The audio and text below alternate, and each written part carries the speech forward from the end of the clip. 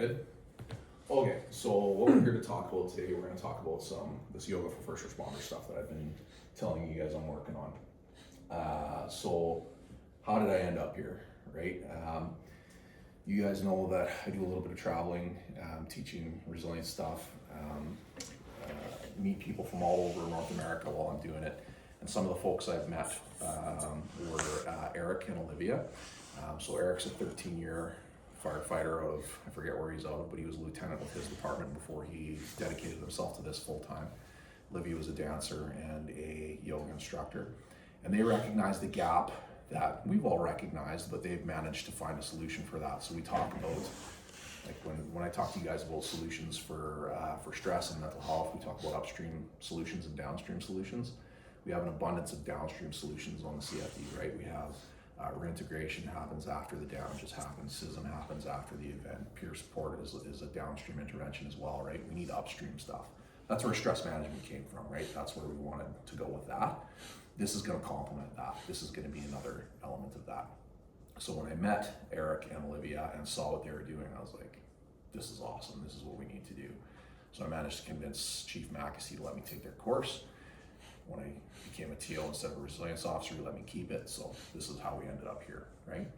So that's why we're doing this, right? Is I want to bring an upstream intervention to the CFD that I really believe in. So, but if we're going to do that, I need buy-in and I need you guys to understand the why, right?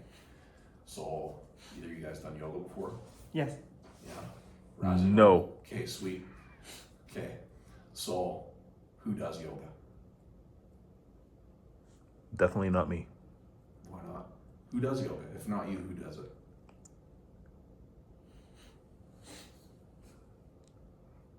I get my kids to do yoga. Your kids to do yoga? Yeah. Okay. They're athletes. Yeah. It helps with core and flexibility. Core and flexibility. Okay, yeah. That is one of the benefits of it for sure. When you type yoga into Google, this is what comes up, right? So a lot of people see this, right? Especially people in our line of work. They see this and they think yoga's not for me. Is that accurate for you, Razi? I would say so. Yeah, right? So this is sort of, we talk about, this is marketing. That's all this is, right? We talk about sort of versions of things that get bastardized to get packaged up and marketed. Yoga is one of those things, right? It's for bendy young white chicks who have time to pose on a beach and hang out.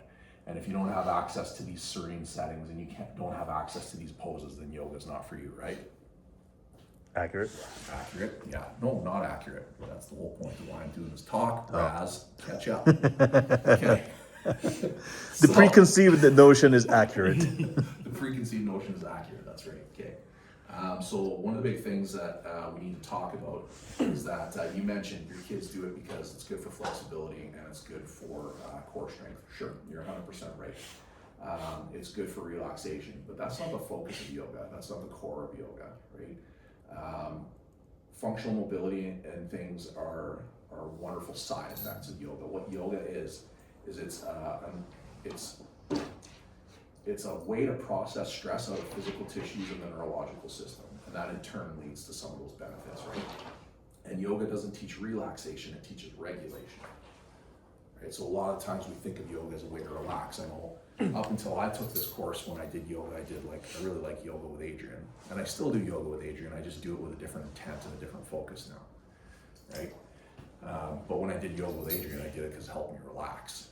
Right? But what we're talking about is regulation. So what do you think the difference is between regulation and relaxation?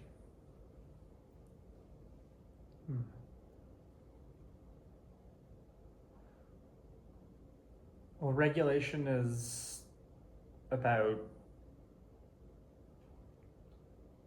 sort of stabilizing that. I always get sympathetic and parasympathetic nervous systems mixed up, but getting yourself sort of back on track when things are kind of deviating from the norm. Mm-hmm. Admittedly, I don't really know how to differentiate from relaxation besides just that feels like a more passive thing. Mm-hmm. Yeah. Yeah, that's a good way to put it. Yeah, for sure. So what are some things you do to relax? What do you guys do to relax? Chat with friends, Music, go for a walk. Go for a walk. Yeah. workout, What's that? workout, Work out. Yeah. just to kind of relieve stress a little bit. Yeah. How long do the effects of that last? The duration of what you're doing. Basically, Yeah. Right.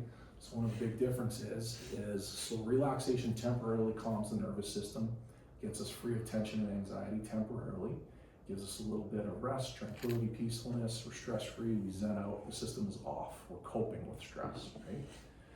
When we're talking about regulation, we're talking about neuroplastic healing. So we're actually having lasting effects on the brain, right, and on the nervous system.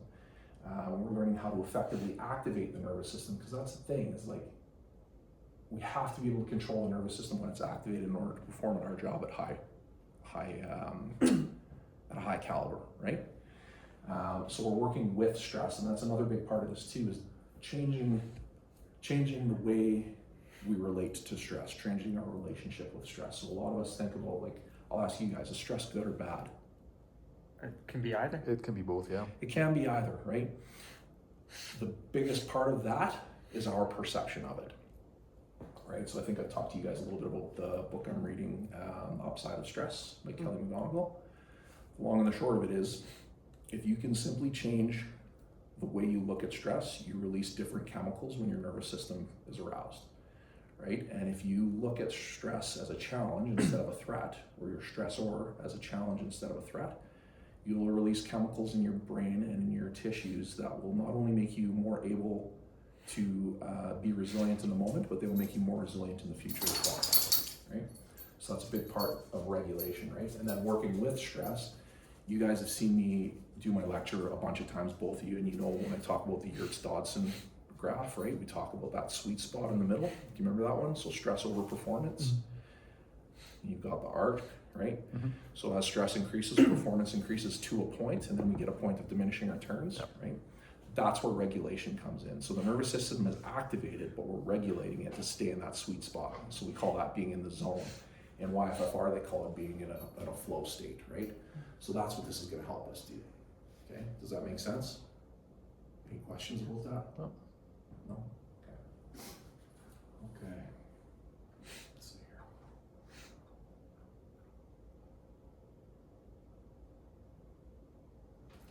here. Okay, so yeah, yoga's not for flexibility and relaxation. Those are lovely side effects. But what it's for is mastery over the mind and optimal functioning of the psychophysiological system. You want to take a guess at what the psychophysiological system is? The long and the short of it is your mind, nervous system, and body, right? So if we think about, you know, there's people here who can relate to this. If we think about what PTSD is, right? My body's here, my mind is there. The nervous system follows the mind. I get dysregulated in a setting I shouldn't be dysregulated in, right? But if we can be mindful and we can bring the mind and the body to the same place, the nervous system is going to be in that same place, and I can take control of the nervous system, right? And that's what a lot of this is about. So optimal functioning of the psychophysiological nervous system means bringing those things into alignment and taking control of them to achieve our goals, right? And that's what this is going to help us do. This is a training tool for that. Does that make sense? Sure. Yeah. Okay. Okay. That in turn is going to lead to our ability to process stress and build mental and physical resilience, right? When we process stress instead of relaxing and dealing with stress, it leads to growth, not depletion, right? Depletion, we know from working in this place that stress can build up and be depleting. We're all just getting over it now coming off the Christmas break. I think most of us were pretty depleted before we went on our holidays, right? Yep. So this is going to help us grow in those situations instead of feel depleted. And then, yeah, we're going to build that mental and physical resilience. So what does it mean to have those tools? It means preparedness for a job, right? So these things all translate back out onto the fire ground, right? Does it sound like that stuff would be useful for out on the fire ground? I think so. 100%, right? And then long-term survivability, right? So the ability to process stress out of your tissues and out of your nervous system is going to help with that long-term resilience and our ability to do our job for a long period of time, right? I did not have this tool. Many of us don't have this tool. That's how I ended up the guy with the dog, right? This is going to help us prevent that, right? Upstream interventions.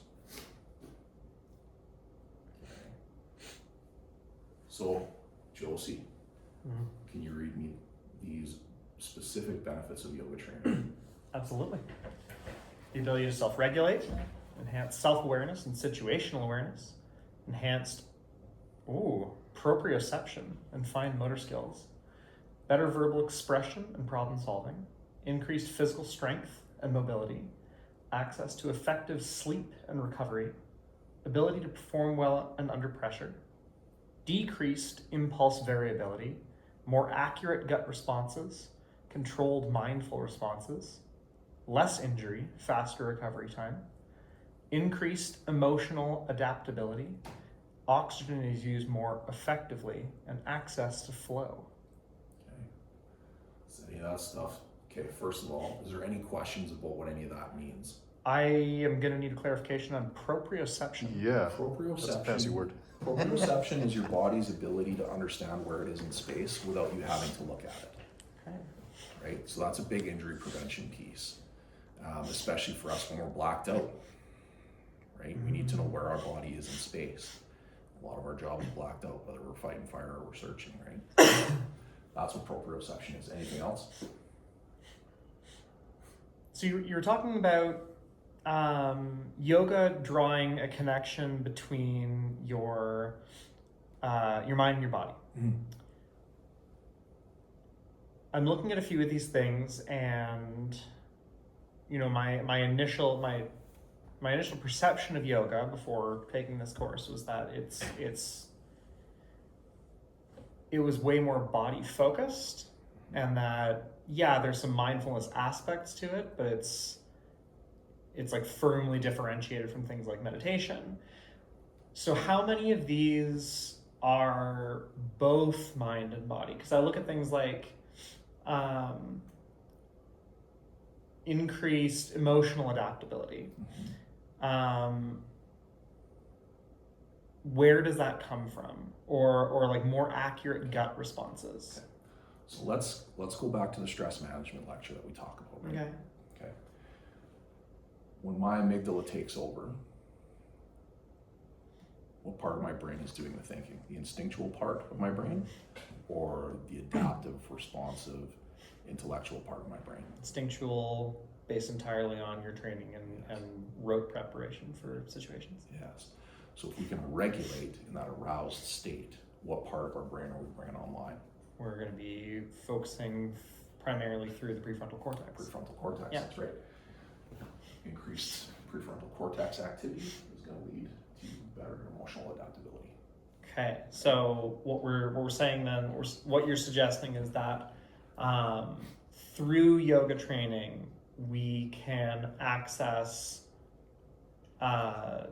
similar benefits to some of the processes you talked about in your stress management. So Joseph, this is stress management. Okay. So what this is like, as you know, I've been trying to get the stress management stuff out to the floor for a long time, but it's really difficult. Like, I can't package that obstacle course up in 10 instructors and bring it hall to hall. And I can't effectively bring in 1,700 people to do that, to get them up to speed, right? What this yoga, you can think about it as the obstacle course. It's the tack-prack part of stress management. Okay. So what I want to do with this, Jose, is I want to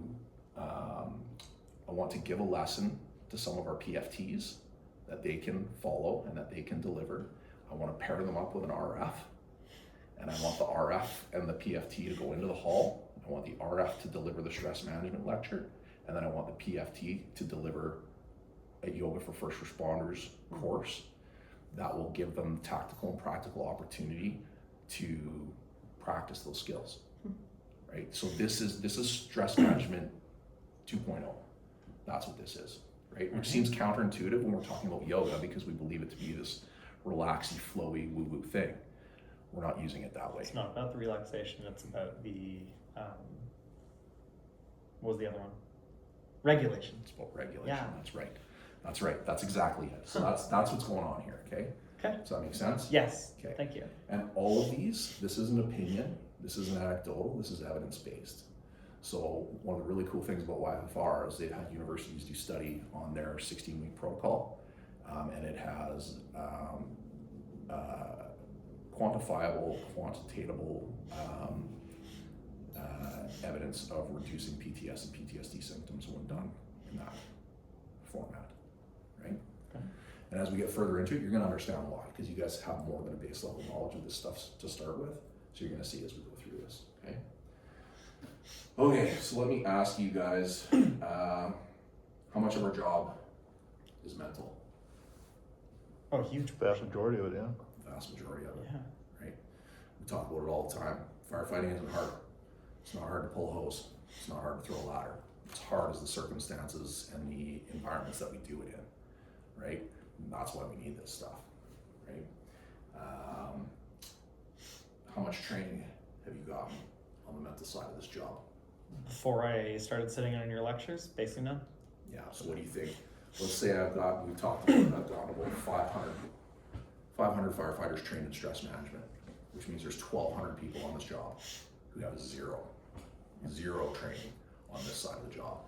This is going to be more accessible. So what I want to do with this as well is using the iCoach app that Wellness has. I'm going to do videos of the 16-week protocol and put it out on that app for everybody to have access to, so that they can do that 16-week protocol and then have that tool to themselves, right?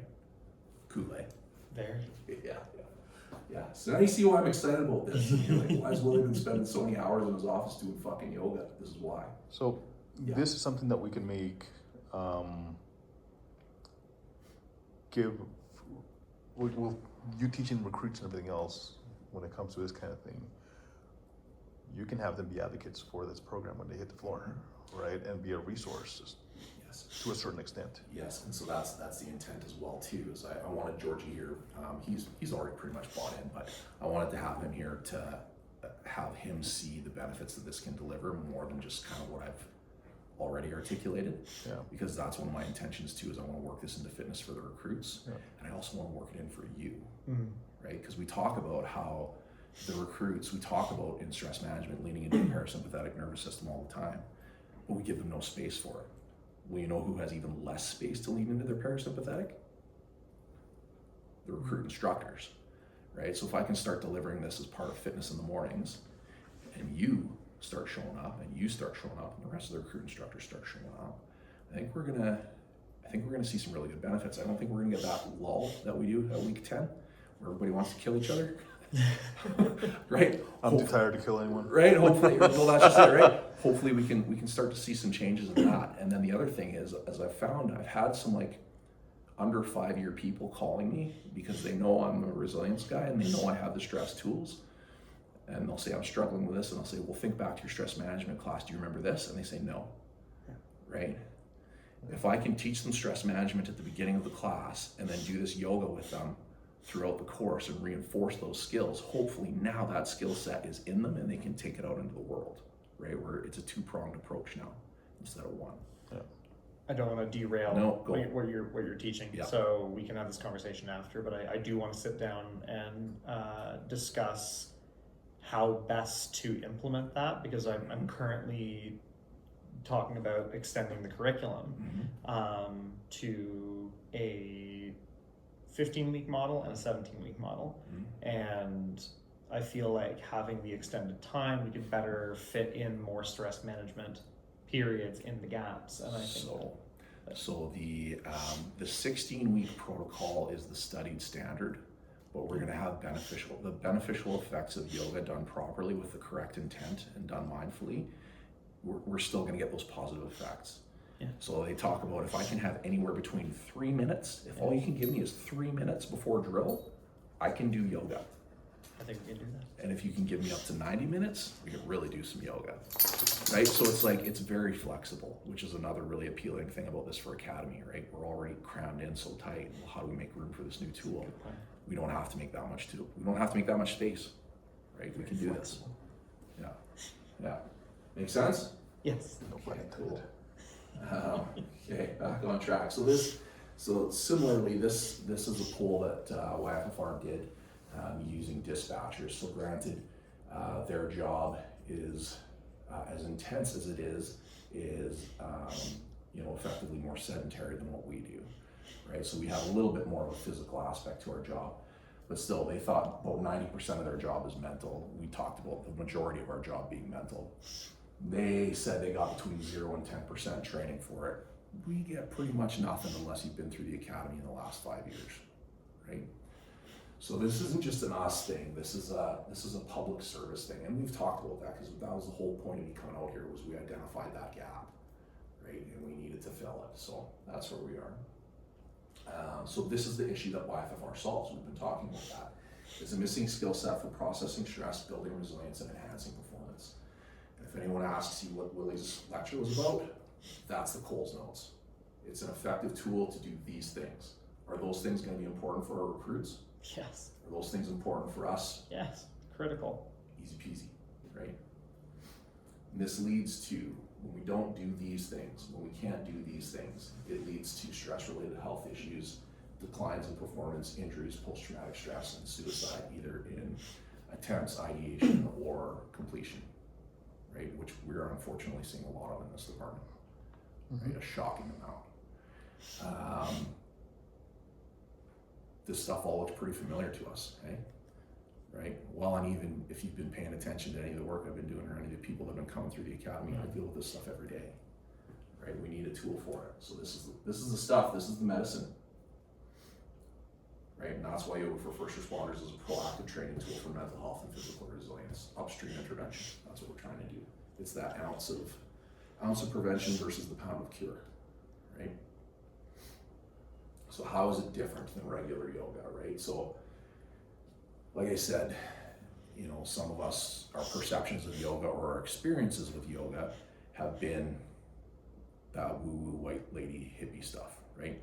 That is not what this is. This is focused on neurological fitness, not being bendy, not having a sexy beach bum, right?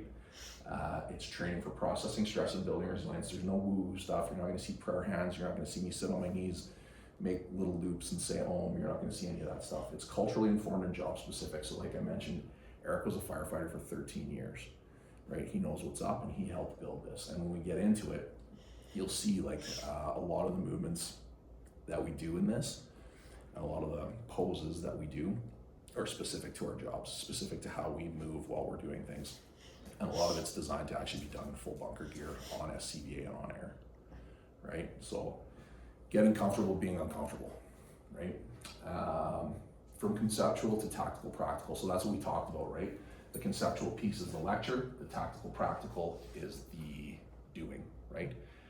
And we can the cool thing about this, you don't necessarily need the lecture. The lecture would be a great added component because we talk about the concepts in the classes too, right? It's proactive, it's upstream, and it enhances performance. Access to the flow state, we've talked about a bunch. That's that U-stress part of the Yerkes-Dodson graph. Performing under stress and pressure, using stress as a tool, right? So again, that's that changed relationship with stress as a challenge and not a threat. And it's gonna increase our tactical performance, right? Razzie, can you read me that? Oh boy. Using a mixture of box breathing and recover breaths techniques, I was able to make my 45-minute bottle last for an hour and 43 minutes.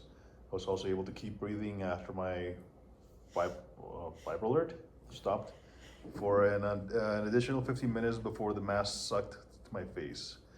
Knowing my limitations and that I have a tool to use to give my crews time to rescue me, if heaven forbid something happened where I had to hunker down to wait, is invaluable.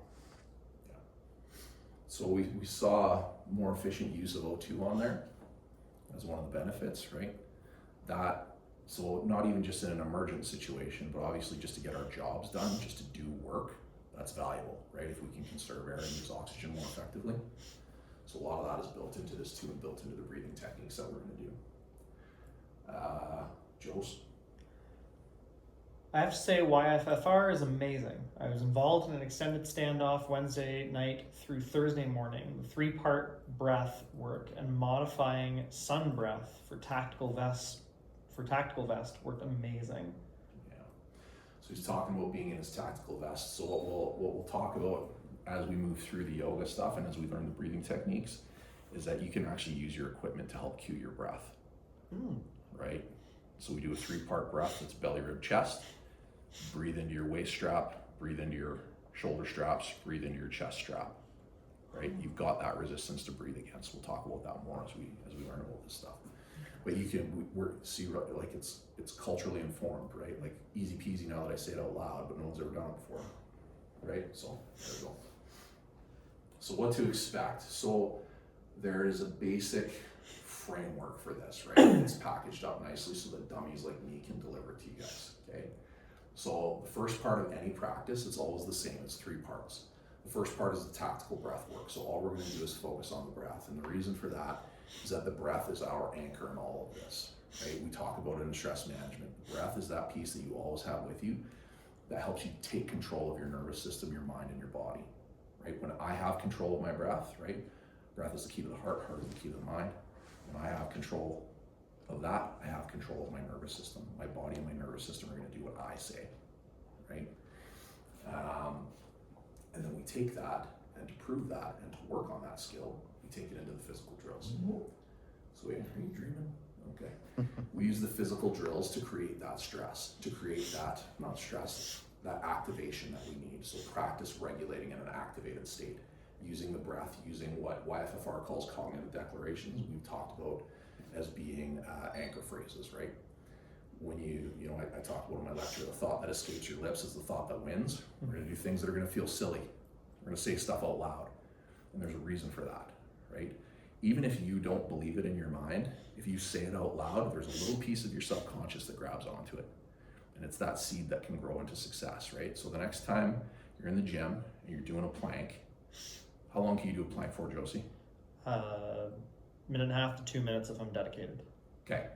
Next time you're doing a plank and you're somewhere between 1.5 minutes and 2 minutes and you want to quit, say to yourself out loud, I am strong, and see what happens. Cool. I'm gonna go for 20 seconds and then hit my minute. Just see what happens. It's interesting, right? It's interesting.